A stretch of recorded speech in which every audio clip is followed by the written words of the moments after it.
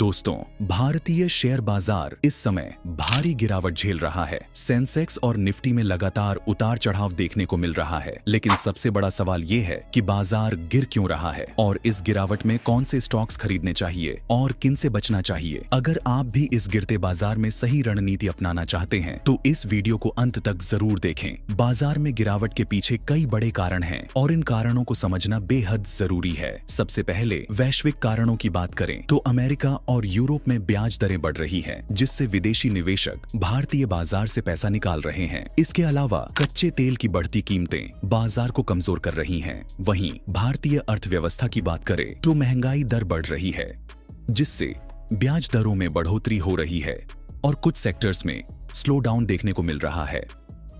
कंपनियों के कमजोर तिमाही नतीजे भी निवेशकों की चिंता बढ़ा रहे हैं। विदेशी निवेशक लगातार बिकवाली कर रहे हैं, जिससे बाजार पर दबाव बना हुआ है। हालांकि घरेलू निवेशक इसे बैलेंस करने की कोशिश कर रहे हैं, लेकिन फिलहाल उनकी खरीदारी बाजार को संभालने में नाकाम दिख रही है। अब सवाल ये उठता है कि इस गिरते बाजार में क्या करें? क्या ये बाजार से बाहर निकलने का समय है या निवेश के लिए एक सुनहरा मौका? अगर आप समझदारी से निवेश करना चाहते हैं तो गिरावट को मौके के रूप में देखें। ऐसी स्थिति में फंडामेंटली मजबूत स्टॉक्स खरीदना फायदेमंद हो सकता है। ब्लू चिप और मजबूत कंपनियों में निवेश करना बेहतर रहेगा, जिनका कम कर्ज हो, अच्छा कैश फ्लो हो और ग्रोथ पोटेंशियल मजबूत हो, जैसे HDFC bank, Infosys, TCS, Reliance और ITC। इसके अलावा अगर बाजार में और गिरावट आती है तो FMCG, फार्मा और IT सेक्टर के स्टॉक्स आपके पोर्टफोलियो को स्थिर बनाए रख सकते हैं, जैसे HIUL, नेस्टले और सन फार्मा। कुछ सेक्टर्स लॉन्ग टर्म में शानदार रिटर्न दे सकते हैं, जैसे रिन्यूएबल एनर्जी में अडानी ग्रीन और Tata power, banking and finance में ICICI बैंक और बजाज फाइनेंस, और EV तथा ऑटो सेक्टर में टाटा मोटर्स और M&M। लेकिन जहां कुछ स्टॉक्स इस गिरावट में अवसर दे सकते हैं, वहीं कुछ स्टॉक्स ऐसे भी हैं जिनसे बचना बेहद जरूरी है। हर गिरावट में यह जरूरी नहीं कि सभी स्टॉक्स अच्छे डिस्काउंट पर मिल रहे हों। कुछ स्टॉक्स ऐसे भी होते हैं जो बाजार गिरने के बाद भी रिस्की बने रहते हैं। सबसे पहले हाईली डेट ड्रिवन स्टॉक्स से बचना चाहिए। अगर किसी कंपनी पर बहुत ज्यादा कर्ज है और उसका बिजनेस मॉडल कमजोर है तो गिरावट के बाद भी इनका उबर पाना मुश्किल होता है। उदाहरण के लिए येस बैंक, वोडाफोन आइडिया और सजलॉन एनर्जी। दूसरी बात, ओवर वैल्यूड स्टॉक्स को भी नजरअंदाज करना चाहिए।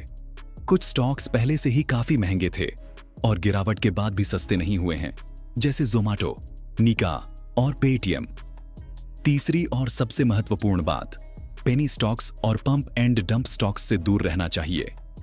कुछ लोग गिरावट में सस्ते स्टॉक्स देखकर उन्हें खरीदने की गलती कर बैठते हैं, लेकिन इनमें धोखाधड़ी होने की संभावना ज्यादा होती है। इसलिए बिना रिसर्च के किसी भी स्टॉक में निवेश न करें। अब सवाल ये उठता है कि इस गिरावट में निवेशकों को किस रणनीति के साथ आगे बढ़ना चाहिए। इस समय घबराने की नहीं, बल्कि सही रणनीति अपनाने की जरूरत है। अगर आप स्मार्ट इन्वेस्टर हैं तो SIP जारी रखें। अगर आप म्यूचुअल फंड्स में निवेश कर रहे हैं तो SIP बंद करने की गलती न करें, क्योंकि गिरावट में SIP करने से आपके यूनिट्स कम दाम पर मिलते हैं, जिससे लॉन्ग टर्म में रिटर्न बेहतर होता है। इसके साथ ही इमरजेंसी फंड बनाकर रखना जरूरी है, क्योंकि बाजार में बड़े मौके तभी मिलते हैं जब आपके पास कैश होता है।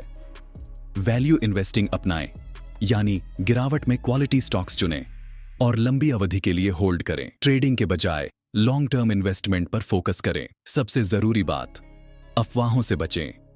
सोशल मीडिया या किसी टिप्स के आधार पर निवेश करने से बचें। खुद रिसर्च करें और समझदारी से निवेश करें। तो दोस्तों, इस गिरते बाजार में डरने की जरूरत नहीं, बल्कि समझदारी से निवेश करने की जरूरत है। ब्लू चिप और मजबूत कंपनियों में निवेश करें, डिफेंसिव और ग्रोथ सेक्टर के स्टॉक्स चुनें और SIP को जारी रखें। लेकिन पेनी स्टॉक्स और कमजोर कंपनियों से बचें। डर में आकर जल्दबाजी में डिसीजन न लें और सिर्फ किसी की टिप पर निवेश न करें।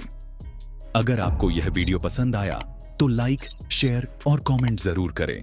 और हाँ, चैनल को सब्सक्राइब करना ना भूलें, ताकि आपको ऐसे ही जबरदस्त स्टॉक मार्केट इनसाइट्स मिलते रहें।